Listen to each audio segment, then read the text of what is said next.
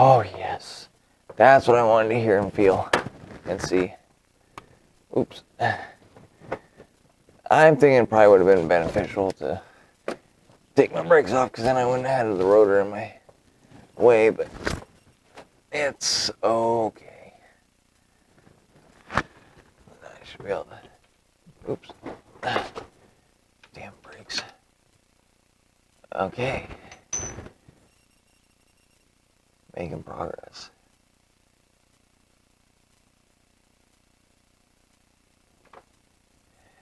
And she's draining. It looks which I don't know what I really expected, so. And I'm also kind of a dum-dum, because I forgot to I need to break this loose, and I should have done that when the tires were on and it was on the ground. Actually, yeah, I should still be able to do it. So I'm going to attempt to, because I got 12, 16, I think a 24-inch pry bar, I believe. And so I'll try to use a pry bar in between the lugs and the hub.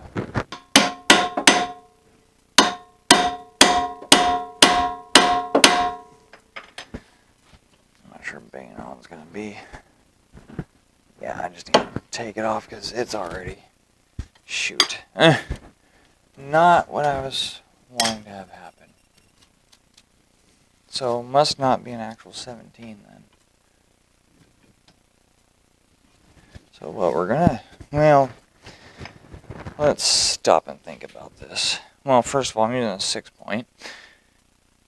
Or using a 12-point when I should be using a 16. I happen to find an actual 6-point, which, yeah, I learned there are fasteners that are meant for 12 points. This is not one of those. So, with a 6-point, because you'll have better, here, I'll just, for those of you watching that may not know the difference, I'll show you the difference real quick.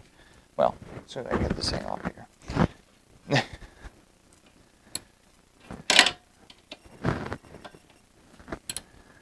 Oh. Of course I would need it on the other side. Hold it. Whoa. Okay, probably should actually pop it in the socket properly. There we go.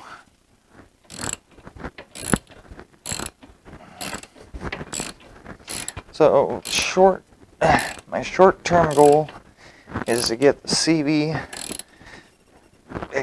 inspected, understand why my, dang, should have put some deep grip on this, to figure out why my seals aren't holding up, so I can stop leaking tranny fluid.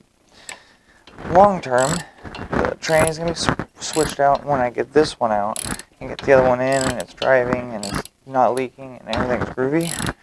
I'm going to actually rebuild this one. Because I want to split the case. I want to figure out if I got bearings that are spun, if I got synchros that are wiped out, what is actually causing it to not want to downshift properly. So I'll probably be buying a press at some point, very soon. Probably, I'd say next 2-3 weeks, I'll be buying I'm just going to take that out right now. It's not a huge deal. I'll put it back in the strut once I get that far. So now for the other one.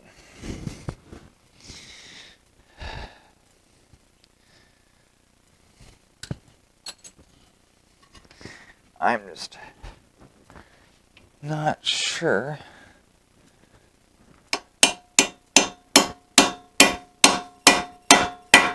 Okay, we got it banged on. We've used some deep creep. We've got some penetrating oil in there. We have a 6-point on there. Probably shouldn't use a 1/2-inch drive, but we're using what we got. We're confined right now, so I'm just hoping.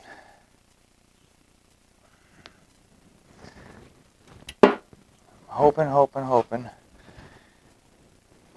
My troubleshooting works. And unfortunately, it's at nighttime, so I can't really use air. Oh, whoa! Yeah, that, no wonder it rounded off. That wasn't going to come off. But, good news is, I didn't break it.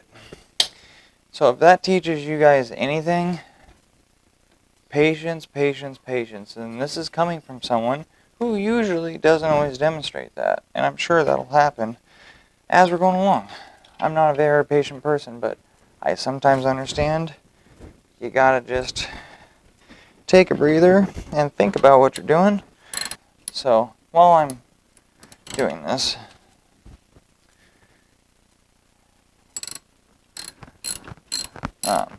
the bike. So I haven't really been riding it really for almost 2 years. In fact, I went through about the session of, a tags or a registration's expiration before I was like, okay, this is kind of dumb. I have a tag for the bike I can't even ride. I could get it started, but I couldn't actually run it. Like, it wouldn't ride or anything. It was really just irritating me. I'd taken the carb off a couple times. I just couldn't figure out why it was not wanting to stay running. So luckily, I have a shop, within about 10 miles of where I live. And I was actually able to, I will need to find the, okay, I don't know, oh, it's right here. I was like, how did I lose a nut already?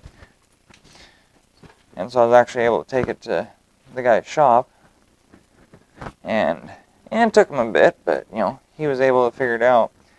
So on my 85 KLR 250 I still have, which it's going to be getting sold this year. I just, I'm ready for a road bike. Well, I think I am. It took him a bit, but he finally figured it out, and I don't know if I dropped it when I was cleaning it, one of the 8 times I cleaned it, or it just wasn't there in the first place. But in the main chamber, venturi, however you want to describe it, there's a hole in the bottom. Well, there's a needle, I want to say from the main diaphragm. I could be wrong. I'm sure you'll correct me, that's fine. But there's a needle that comes through. Well, there's a jet that's supposed to be in the bottom of that. Yeah, it wasn't there. So it was basically, because that was also the reason why, I believe, it was overfilling the carburetor bowl. It wasn't metering correctly, which that could be completely irrelevant, or not related, but basically since that jet wasn't in the bottom, that main jet that's supposed to be there wouldn't hardly stand on its own 2 feet. Since then, it's been found, it's been put in, and I actually was able to ride it home from when it got fixed. And the brakes. The brakes were, I thought they were soft, so I wanted to put new pads on. I put new pads on, couldn't get the caliper back on, so I took the brake fluid out to get the pads on. I was able to get everything back on, but then I couldn't get them bled. Well, it turned out I needed a power bleeder. I do not have, because I don't have a need for a power bleeder. So it was just a bunch of this, that, and the other. A bunch of variables that went into it, so now it stops, it runs. And once I'm done with this, I got a couple other projects I need to get knocked out now that I actually have a usable garage space. The bike is one of them. I have a choke lever I want to fix because it's broke off. Well, it's broke. It's still there, but it's broke.